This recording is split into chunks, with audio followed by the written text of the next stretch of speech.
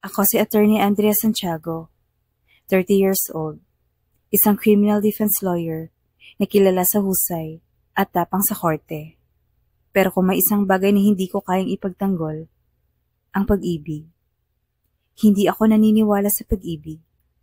Para sa akin, romantic love is a contract, doomed to fail.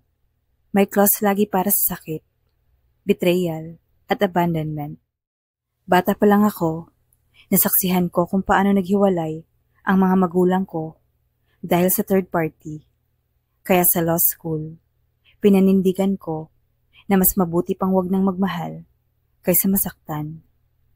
Para sa akin, lahat may kondisyon, may kapalit, walang forever.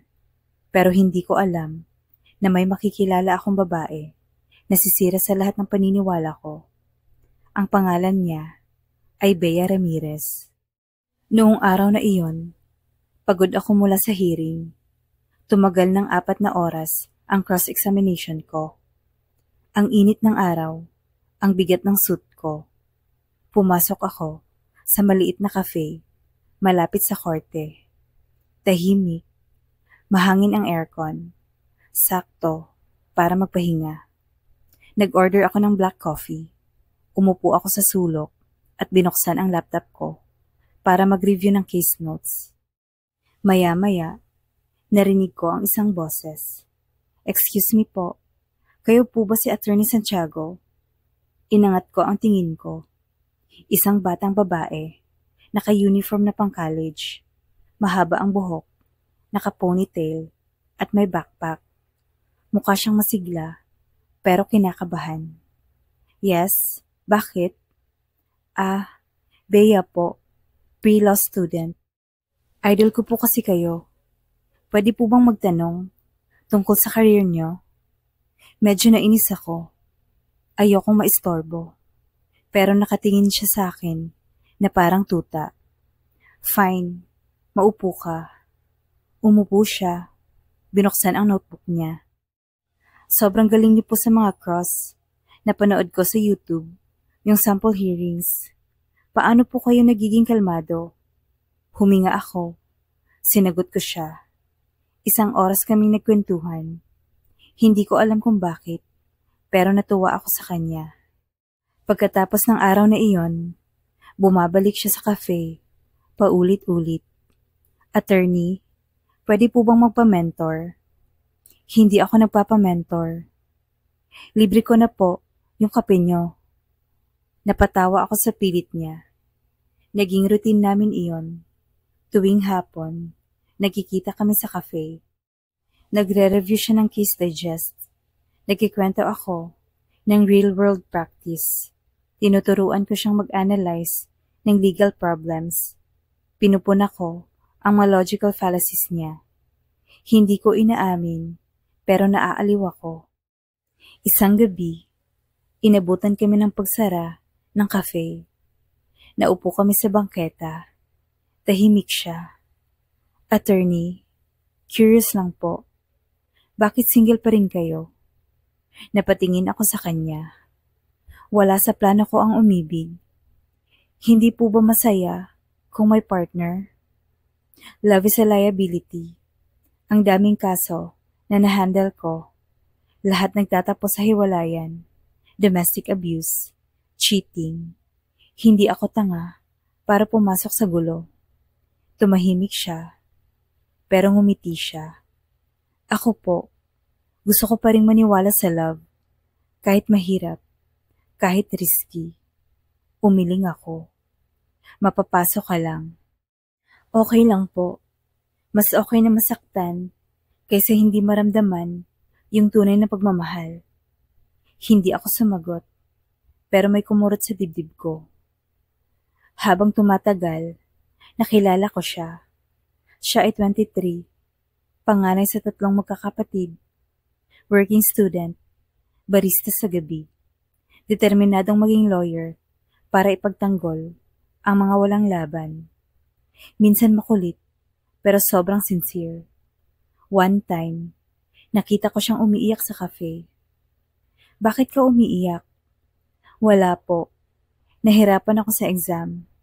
Natatakot ako na baka hindi ako maging abogado. Hindi ko alam kung anong sumapi sa akin, pero hinawakan ko ang kamay niya. Kung kaya mong magtanong sa akin, kaya mo ring ipasayan.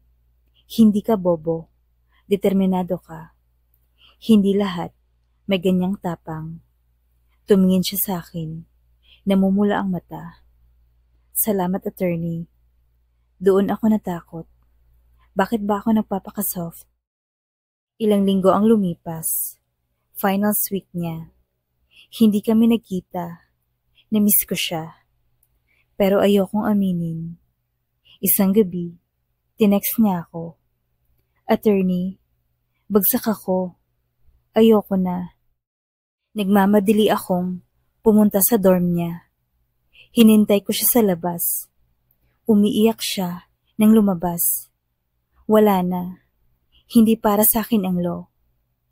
Wala akong tinuruan ng isang duwag. Sagot ko. Hindi niyo naiintindihan. Hinawakan ko ang balikat niya. Nahihirapan ako kasi ayokong biguin ang pamilya ko. At ayokong biguin ka. Ako? Bakit ako? Dahil gusto kita. Natigilan ako. Bea? Attorney, sorry. Humagulgol siya. Hindi ko alam kung anong pumasok sa isip ko. Hinila ko siya at niyakap ko siya ng mahigpit. Tama na. Umiiyak ka na parang bata. Sorry. Dahan-dahan kong sinandal ang noo ko sa kanya. Ang kulit mo. Hinalikan ko siya. Malambot. Basa ng luha. Pero totoo. Matapos iyon, hindi na kami nagkakahiyaan. Nagkikita kami gabi-gabi kapag wala akong hearing. Sabay kumakain ng tapsilog. Nanonood ng Netflix sa kondo ko. Nag-aaral siya habang binabasa ko ang pleadings. Nagtatawanan kapag sabay kaming naiinis sa Supreme Court cases. Pero lihim lang ang lahat. Baka makasira ito ng reputasyon mo, attorney. Sabi niya minsan, wala akong pakialam. Ikaw ang gusto ko. Pero hindi ibig sabihin na nawala ang takot ko. Isang gabi, matapos ko siyang samahan sa barista shift niya, inahatid ko siya sa dorm. Tahimik kami sa kotse. Attorney, okay ka lang? Huwag mo na akong tawaging attorney. Andrea na lang. Hindi ako sigurado kung tama to. Anong ibig mong sabihin? Ayokong paasahin ka. Hindi ako marunong magmahal. Umiyak siya. Kaya mo yan. Hindi kita kayang saktan. Andrea, kahit masaktan ako, ikaw pa rin ang pipiliin ko. Isang gabi, nagkasundo kaming mag-inuman sa unit ko. Gumawa ako ng cocktail. Ang alat. Reklamo niya. Ang arte mo naman. Biro ko. Tumawa siya. Nagkatinginan kami ng matagal. Andrea? Yes? Mahal kita. Hindi ako sumagot. Hinalikan ko na lang siya. Marahan. Mabagal. Nahulog ang baso sa sahig. Hindi na namin pinansin. Hinawakan ko ang pisngi niya. Gumapang ang kamay niya sa likod ko. Humiga kami sa kama. Nagkatitigan. Sure ka ba? Tanong ko. Oo. Kahit di mo sabihin na mahal mo ko, gusto pa rin kita. Naghalikan kami ulit. Mas matagal. Mas mainit. Hinila ko ang damit niya. Tinanggal niya rin ang polo ko. Nagyakapan kami. Naghanap ng init. Hindi bastos. Hindi pagmamadali. Ramdam namin ang tibok ng puso ng isa't isa. Nakatulog kaming magkayakap. Pagkatapos ng mga linggong masaya, pero lihim, dumating ang punto na ayoko nang itago. Niyaya ko siya sa beach, isang weekend. Tahimik kami habang nakaupo sa buhangin. Bea, mahal kita. Napaluha siya. Ulitin mo. Mahal kita. Hindi ko alam kung marunong ako. pero gusto kitang mahalin araw-araw. Niyakap niya ako. Kahit hindi ka sigurado, tatanggapin ko. Kasi ako, sigurado ako sa'yo. Hinalikan ko siya. Pagbalik namin sa Maynila, pinakilala ko siya sa mga kaibigan ko sa firm.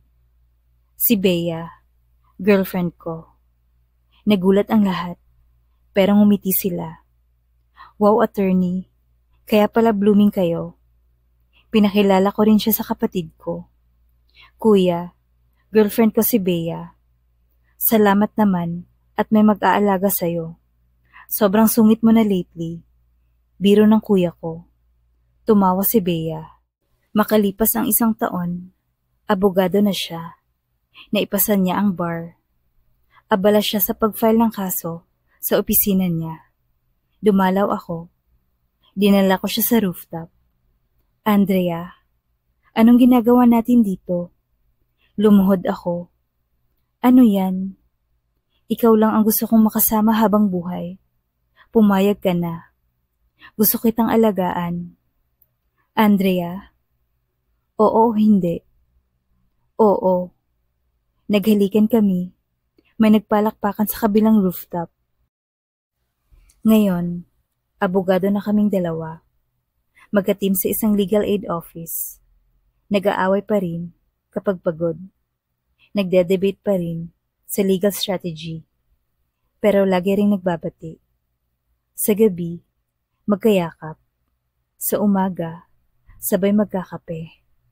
At ako, ang babaeng walang paniniwala sa pag-ibig. Hindi ko na kayang sabihin na hindi totoo ang pagmamahal. Dahil si Bea ang naging ebidensya na mali ang argumento ko. At sa kaso ng puso ko, guilty ako. Guilty na mahal ko siya. Thank you for watching. Please don't forget to like and subscribe. Bye!